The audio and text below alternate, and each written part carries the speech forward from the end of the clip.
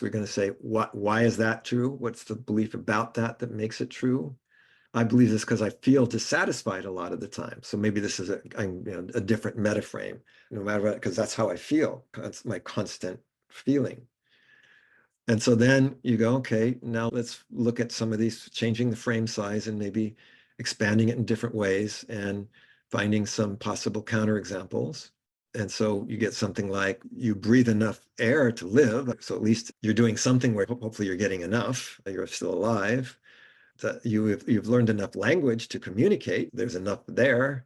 You've taken good enough care of yourself to survive. So those are, now again, notice, because it's not saying that what you're saying is wrong, but it's going, maybe there's more nuance to this than that. Maybe there's other possibilities. What do they suggest about the universality of that? This belief is focused on only part of your existence, not all of your existence. So now you're going, we're not saying it's an invalid belief, but it is focusing only on some part of it. It's not everything. And so what is a consequence of that kind of different metaframe?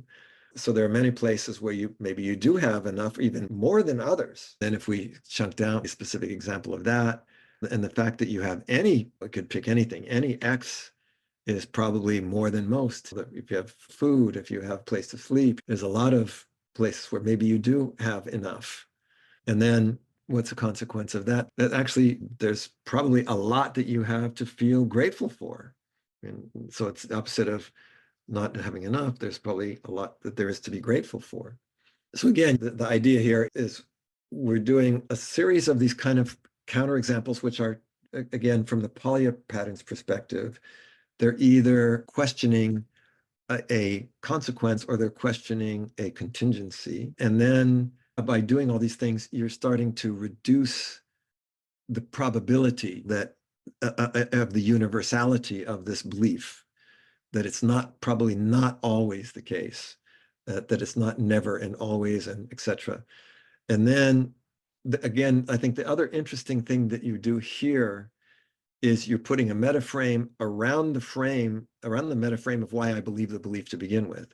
I'm reframing that metaframe. So this is one of the specific things that you do with this pattern, which I think you'll see when we do the practicing is actually really interesting to do. That in of itself can be a really interesting and a powerful process.